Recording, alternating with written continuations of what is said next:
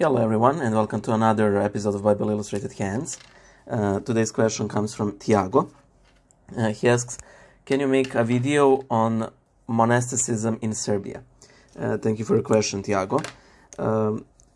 Thing is, if you guys don't know, my friend and we have a podcast called Churchmouse Chronicles. You can find it at churchmouse.show, but also we have a YouTube channel with that name and a couple of other platforms. In that podcast, it has been our plan as of recent to actually visit individual monasteries in Serbia and have a conversation with different priests and monks there. So it will be probably in majority of cases be in Serbian with subtitles, but if a particular monk or hero monk, that is priest monk, knows English, it will be in English. So you will guys learn about the history of the place, but also we'll ask those priests and monks to give some sort of general spiritual advice that is much needed in modern times. So there's that. As regards to monasticism in Serbia, there is a lot of monasteries in Serbia. Some of those monasteries are, of course, abandoned. But they're still considered holy places, and on occasion, people will go there to pray, and a liturgy will be served on the grounds. Because there is no monastery does not mean that God's blessing,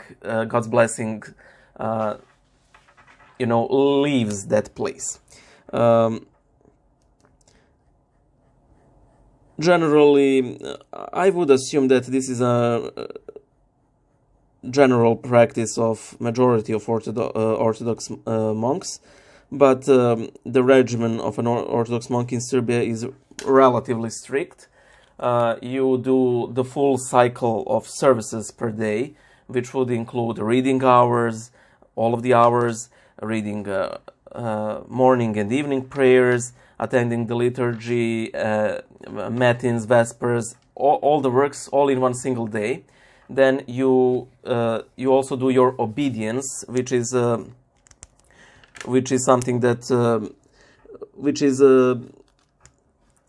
basically your main task at the monastery. It can be tending the garden, tending to the animals, painting icons, ensuring that the pilgrims are taken care of, and so on and so forth.